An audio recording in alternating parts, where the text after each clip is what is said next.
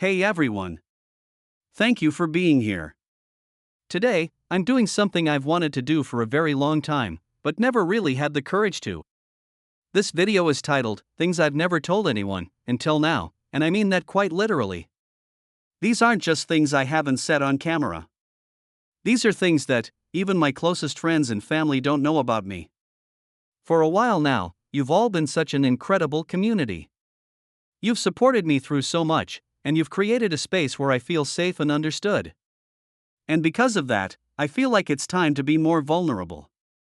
To pull back the curtain a little bit more, to show you the parts of me that aren't always on display.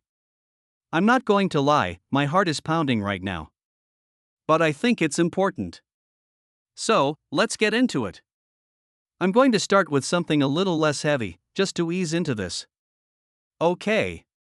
So, for the longest time, my biggest fear was that people would find out I was a horrible liar as a kid. And when I say horrible, I mean truly pathetic. I was about 8 years old, and my mom asked me if I had eaten the last piece of chocolate cake she had been saving. I looked her dead in the eye, shook my head, and said, "No, Mom, I didn't." The thing is, my mouth was still full of chocolate cake. Like, the evidence was literally all over my face. I was just so panicked, I completely failed to swallow first. My mom just looked at me, saw the chocolate all over my chin, and burst out laughing. I tried to chew faster, my eyes wide with panic. She still brings it up to this day. And honestly, for a good 10 years after that, I was terrified someone would bring it up and I'd be exposed as a fraud. It's funny now, but at the time, it felt like the biggest betrayal of trust. Okay, moving on to something a little more serious. A lot of people see the successes, the milestones, the things that work out. But they don't see the times you completely fell on your face. And one of my biggest failures, that I've never told anyone, was when I was a teenager and tried to start my first business. It was a total disaster. I had this idea for describe the business simply, e.g., a custom phone case design company. I spent all my savings on materials, taught myself how to do it, and was so convinced it was going to be the next big thing. I launched a website, I told all my friends, and I waited. 4 months, I got a grand total of 0 orders. I was completely crushed. I felt like such a failure, such a loser. I was so embarrassed that I never even told my parents how much money I had lost. I just quietly packed everything away and never spoke of it again. I still have the boxes of phone case materials in a closet somewhere. I never told anyone how much that failure hurt. It taught me a lot about humility and the difference between a passion and a viable business. This is a hard one to talk about. A lot of you see me smiling, being upbeat, and full of energy. And for the most part, that's who I am. But what you don't know is that for a couple of years, in my early 20s, I struggled with pretty severe social anxiety. I couldn't be in large groups without feeling my heart pound out of my chest. I would get invited to parties and I'd make up an excuse not to go, even if I really wanted to. I was terrified of being judged, of saying the wrong thing, of just existing in a crowded room. I felt so incredibly lonely during that time, even though I had friends who cared about me.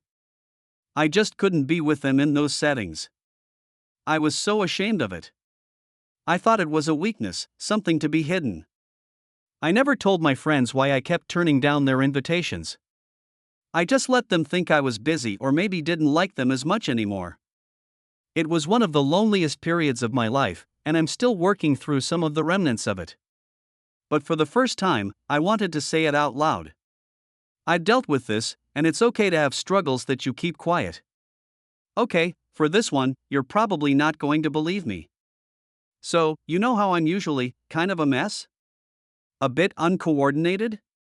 Well, for about 6 months in college, I took up a very unexpected hobby. I secretly became a master at.